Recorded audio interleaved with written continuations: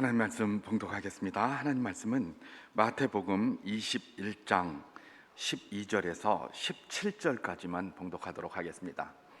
마태복음 21장 12절에서 17절까지 저와 한 절씩 교독해 보도록 하겠습니다. 제가 먼저 12절을 봉독하겠습니다. 예수께서 성전에 들어가사 성전 안에서 매매하는 모든 사람들을 내쫓으시며 돈 바꾸는 사람들의 상과 비둘기 파는 사람들의 의자를 둘러 엎으시고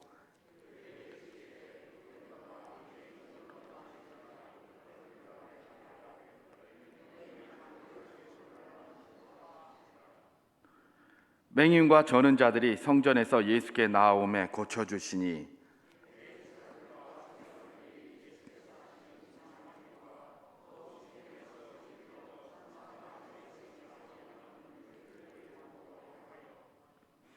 예수께 말하되 그들이 하는 말을 듣느냐? 예수께서 이르시되 그렇다.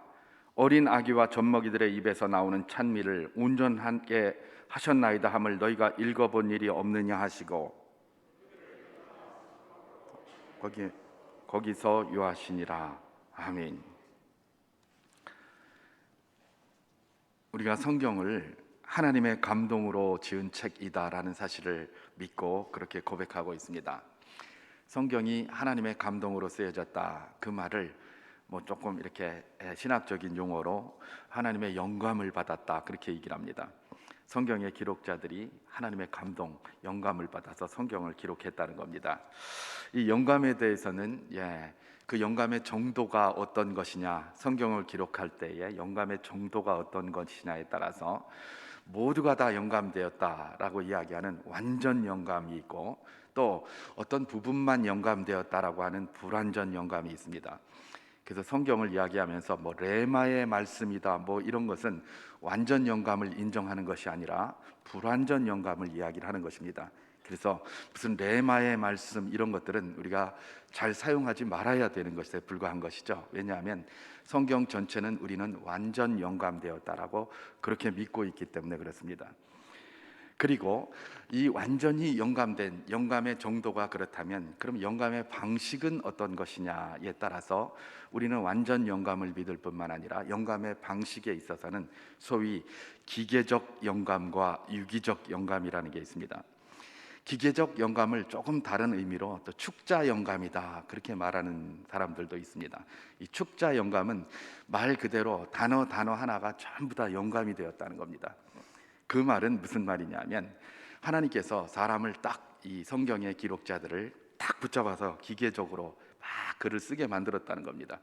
그래서 거기서는 토시 하나, 물론 그것은 원본을 이야기합니다. 성경 원본, 우리가 가지고 있는 번역본이 아니라 토시 하나 자기 마음대로 쓰지 못하게 딱 붙잡고 그대로 썼다고 하는 게 기계적 영감입니다. 그런데 이제 또 다른 것은 뭐입니까? 유기적 영감이죠. 유기적 영감은 뭐냐면 하나님께서 이 성경 기록자들의 마음을 감동을 시키되 그들의 배경을 무시하지 않으셨습니다. 그래서 그들의 경험이나 그들의 지식이나 그들의 이해도나 이런 것들을 전부 가지고 그렇게 기록하게 하셨다. 그걸 유기적 영감이라고 합니다. 그래서 우리는 성경이 영감되었고 우리가 그 영감된 하나님의 말씀을 믿는다고 할 때에 우리는 완전 영감, 정도에 있어서는 완전 영감, 그다음에 그 방법에 있어서는 유기적 영감을 따르고 있습니다. 유기적 영감, 여기에서 우리가 강조되는 것이 무엇이냐면 자유입니다.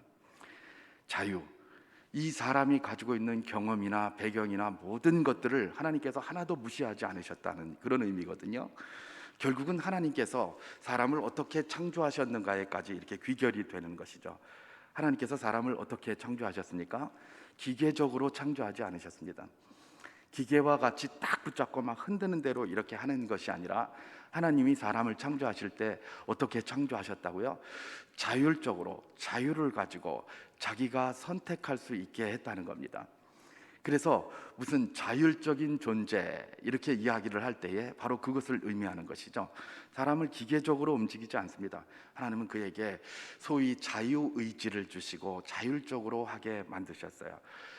이 창세기를 보면 에덴 동산에서 하나님께서 사람을 창조하실 때도 이렇게 보면 그에게 자유를 주셨어요. 여러분, 사람에게 자유가 있다는 의미가 뭘까요?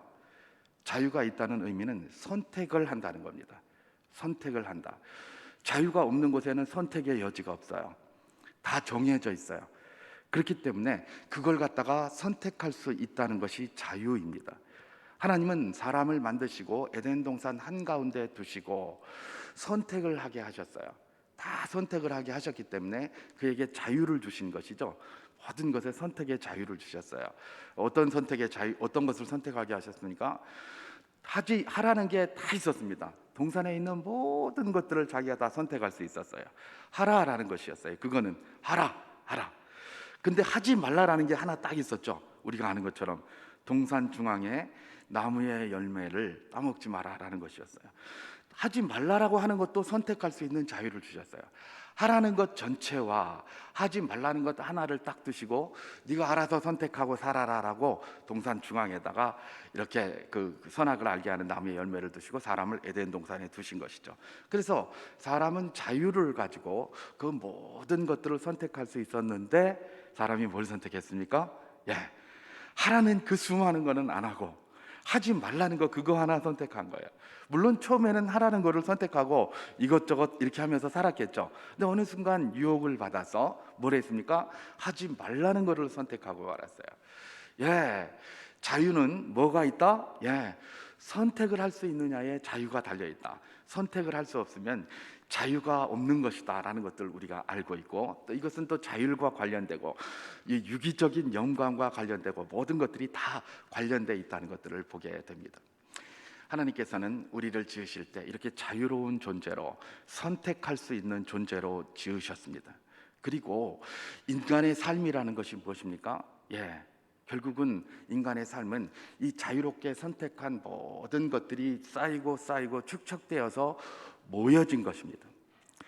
그것을 다른 말로 우리말로 표현하면 뭐뭐답다라고 표현할 것입니다. 뭐뭐답다. 저 사람이 사람답다. 저건 짐승 같다.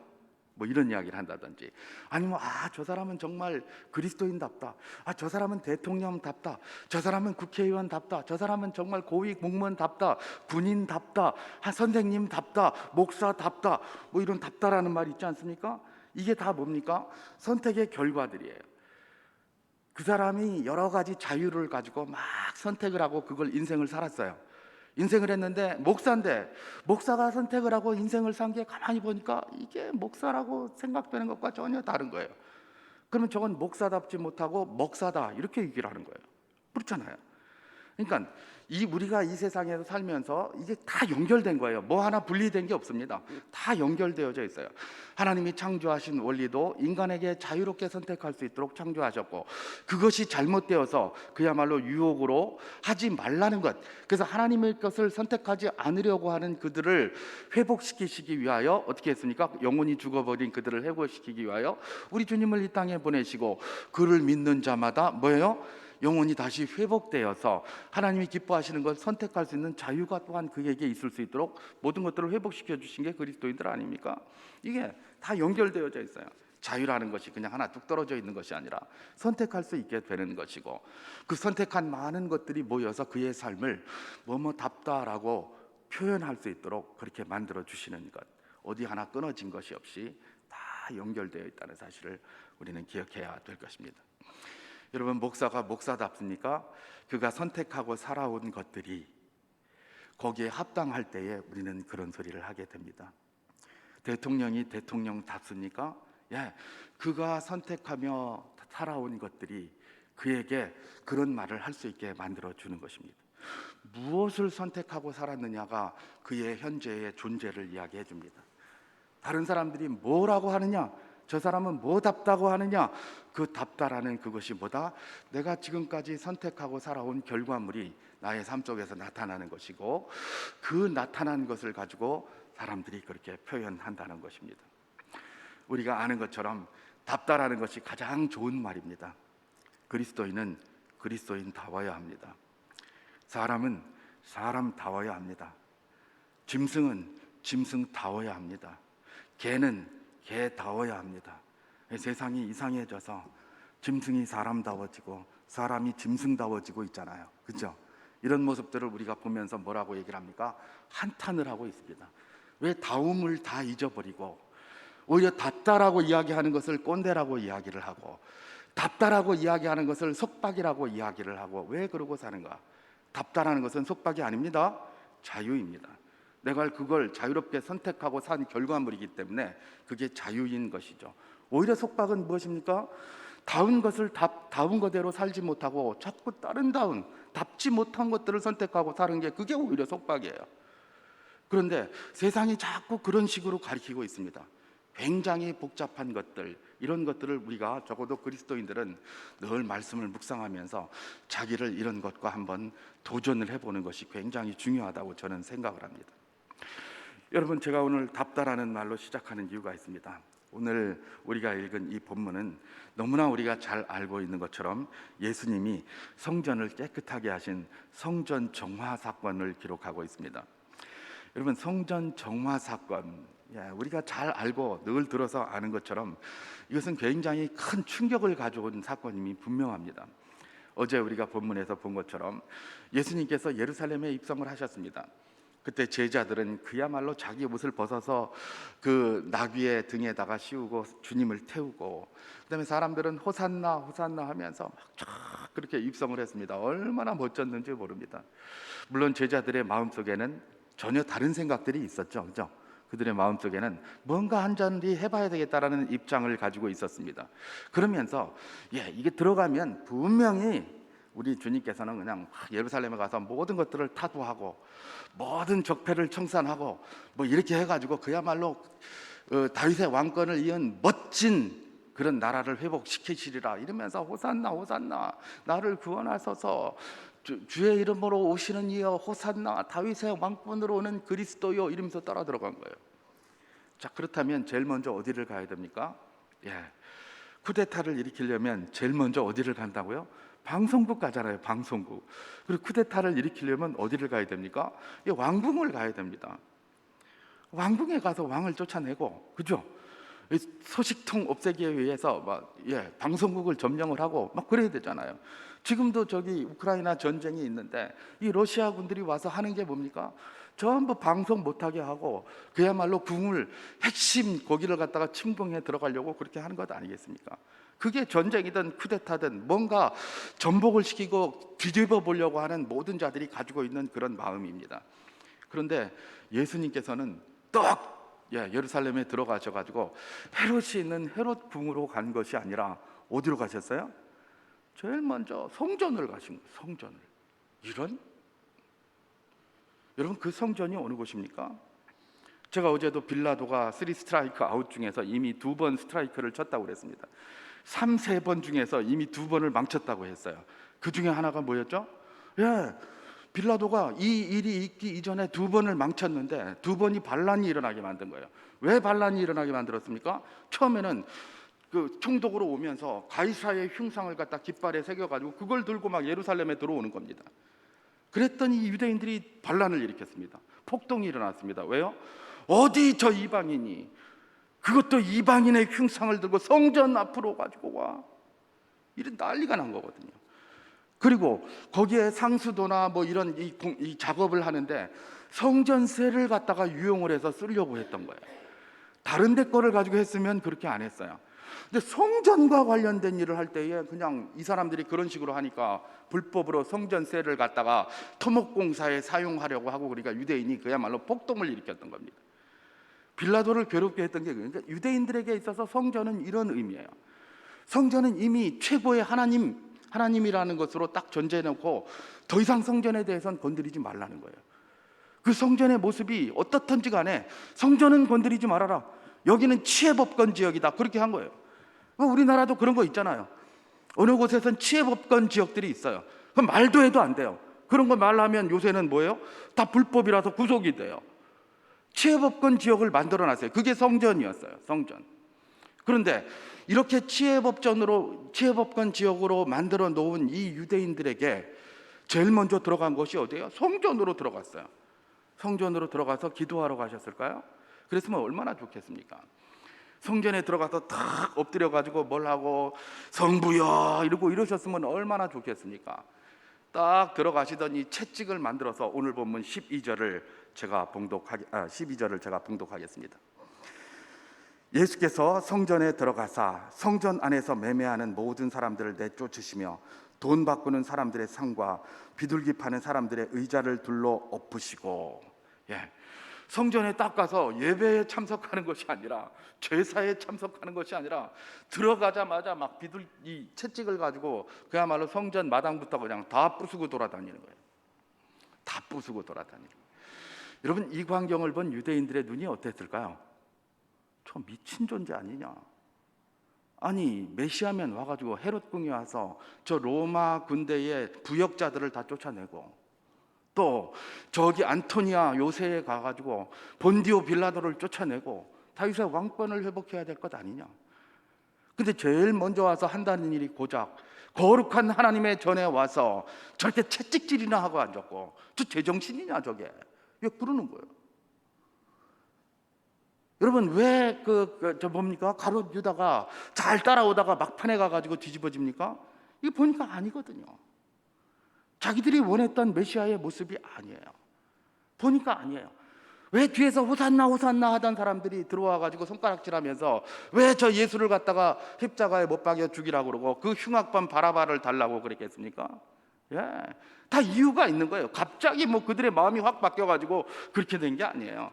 이게 마치 갑자기 바뀐 것처럼 생각을 하니까, 이거 어떻게 사람이 이렇게 될 수 있을까? 우리는 그렇게 생각을 하고 자꾸 그러다 보니까 거기에 온갖 이단 사상들이 들어오는 거예요. 갑자기 바뀐 게 아니에요. 다 이유가 있어요. 그냥 그렇게 된 게 아니에요. 성전에 와서 입성을 해가지고 난동을 부리니까 그래서 그런 일들이 생긴 것입니다. 사람들의 상식에, 자기들이 가지고 상식이라고 생각하는 그걸 어긋나게 만들기 때문에 그 난리를 친 겁니다. 그러면서 예수님을 십자가에 못 박았고, 제자들도 만약에 그게 아니었다면 그렇게 했겠습니까? 자기들이 봐도 이상한 거예요. 왜 예수님께서 저럴까? 그래서 다 도망가 버린 거예요. 다. 가룟 유다는 배신했고, 기왕에 내가 한 자리 한번 하려고 그랬는데 그러려면 차라리 그냥 대제사장에게 가서 한 자리 하자. 만약에 그렇게 생각하지 않았다면 뭐하러 가룟 유다가 대제사장을 찾아가겠습니까? 다 그게 이유가 있는 겁니다. 주님이 그걸 모르셨을까요? 아셨어요. 아시면서도 그렇게 하신 거예요. 아시면서도. 여러분, 이거 왜 이렇게 하셨을까? 사람들은 뭐예요? 주님이 그야말로 와서 정치적인 메시아로 모든 것들을 다 뒤집기를 바랐지만, 우리 주님은 뭐로 오셨다고요? 평화의 왕으로 오셨다고 했습니다. 평화의 왕으로. 그야말로 평화의 터전되지 못한, 예루살렘이 예루살렘 되지 못한 그것을 예루살렘답게 하시려고 들어오신 거예요. 예루살렘답게 하시려고. 그래서 지금 성전으로 가신 거예요. 왜요? 성전 보니까 성전이 성전이어야 되는데 성전답지 못한 거예요. 그래서 사람들이 그렇게 하실 것을 알면서도 그곳으로 들어가신 거예요. 오늘 본문 13절을 제가 한번 봉독하겠습니다. 그들에게 이르시되 기록된 바 내 집은 기도하는 집이라 일컬음을 받으리라 하였거늘 너희는 강도의 소굴을 만드는도다 하시니라. 그렇게 얘기하고 있습니다. 성전이 원래 기도하는 집이어야 합니다. 그게 성전다운 거예요. 그런데 성전답지 못하고 강도의 소굴처럼 돼버린 거예요. 그러니까 주님께서 채찍을 휘둘렸다는 것은 무엇입니까? 성전답게 되라 라고 하면서 그렇게 하시는 거예요. 여러분, 성전은 기도하는 집이다. 무슨 말입니까? 하나님을 의지하는 곳이라는 것이죠. 여러분, 기도가 뭡니까? 기도는 여러 가지 의미를 우리가 있음을 알고 있습니다. 기도는 내 뜻을 하나님의 뜻에 맞추는 겁니다. 우리 주님이 겟세마네 기도가 대표적인 것 아닙니까? 그죠? 내 뜻은 딴 데 있어요. 내 뜻은 이 잔을 내게서 옮기시옵소서예요. 그런데 한 번 하고 두 번 하고 세 번 하셨어요. 여러분, 주님께서 겟세마네에서 기도 3번 하신 거 아시죠? 베드로에게 돌아와가지고 또 자고 있구나 또 가서 하고, 또 자고 있구나 또 가서 하고 오셔서 이제는 자고 쉬라 이렇게 얘기하셨잖아요. 3번 기도하셨어요. 근데 3번 기도했는데 3번의 기도 내용이 똑같아요. 아버지, 할 수만 있으시면 나에게서 이 잔을 옮기시옵소서 아니에요. 그리고 끝날 때 뭐라고요? 그러나 나의 원대로 마시옵고 아버지의 원대로 되기를 원하나이다. 이 기도를 몇 번 하셨다고요? 3번 하셨어요. 이 말은 무슨 말입니까? 제가 늘 이야기하는 것처럼 충분히 했다는 겁니다. 끝까지 했다는 겁니다. 3번. 이건 딱 3번 했다는 말이 아닙니다.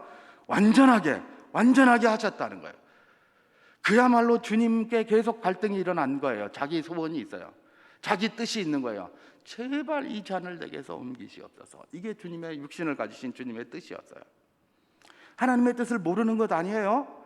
아시니까 그 사명을 가지고 그곳에 왔고, 제자들이 믿음의 고백을 할 때마다 인자가 대제사장들과 관료들에게 붙잡혀 갈 것이고 그렇게 십자가의 죽음을 당하시고 사흘 후에 다시 일어날 것을 고백할 때마다 그 이야기를 하셨어요. 그리고 그게 몇 번이 기록되어져 있냐? 마태복음 16장 이후로 3번이 그렇게 기록되어져 있어요. 3번 기록되었다는 게 뭐라고요?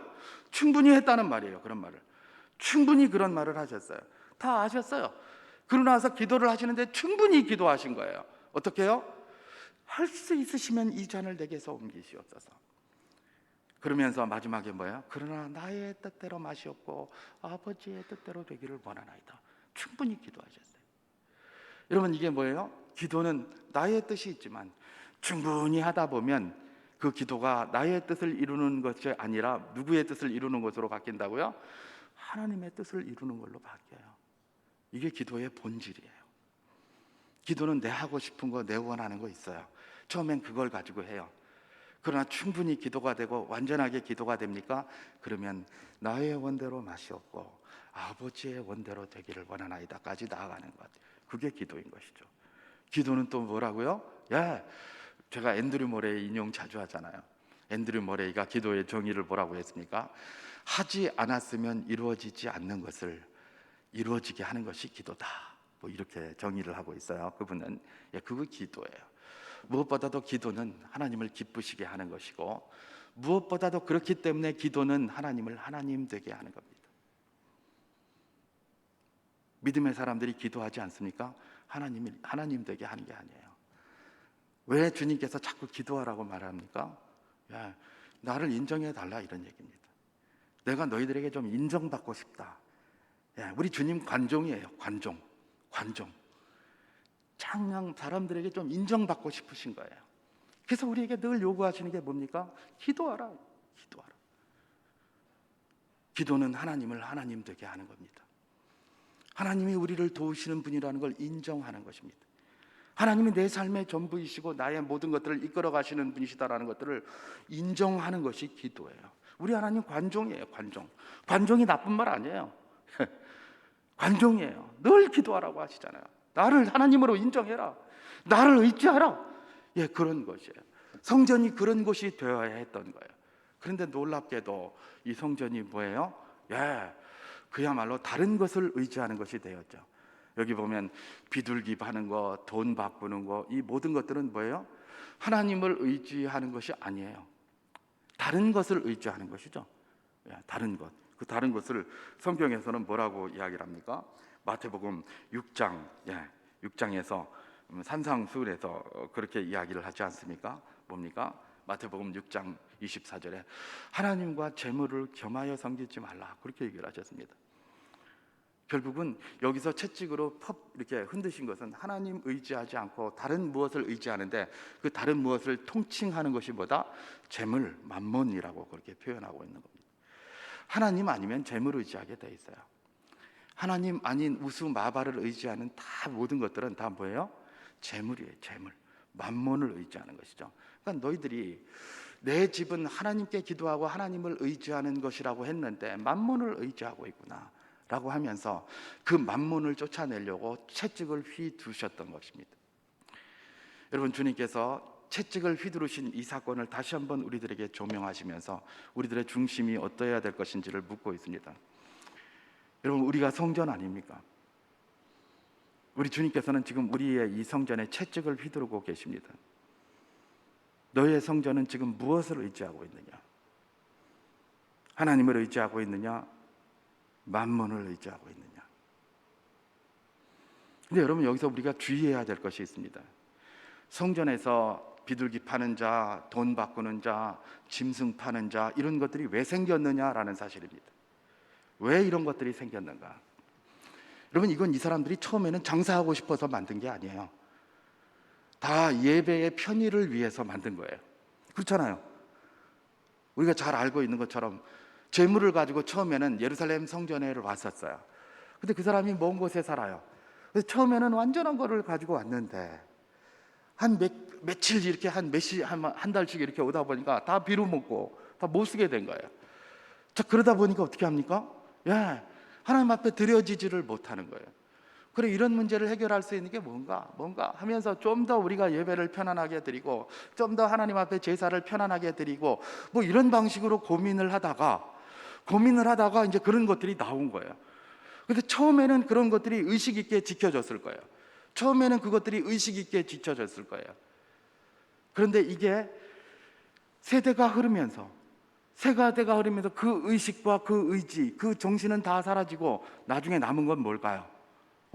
나도 모르게 그냥 그 자리에서 그거 팔아야 된다는 그것만 남은 거예요. 그리고 그거 파는 게 곧 하나님의 일이라고 생각한 거예요. 처음에 시작할 땐 그러지 않았어요. 처음에는 그야말로 하나님께 예배하고 의지하는 게 목적이었어요.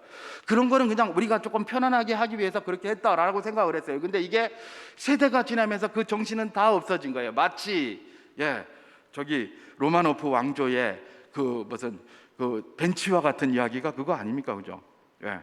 벤치가 이렇게 딱 있었는데 어떤 사람이 보니까 가만히 로마노프 왕조 끝날 때쯤 가만히 보니까 아무 경비병이 설 필요도 없는데 말입니다. 경비병 2명이 맨날 거기 가서 앉아서 보초를 쓰는 겁니다. 벤치에서 보초를 계속 쓰고 있어요.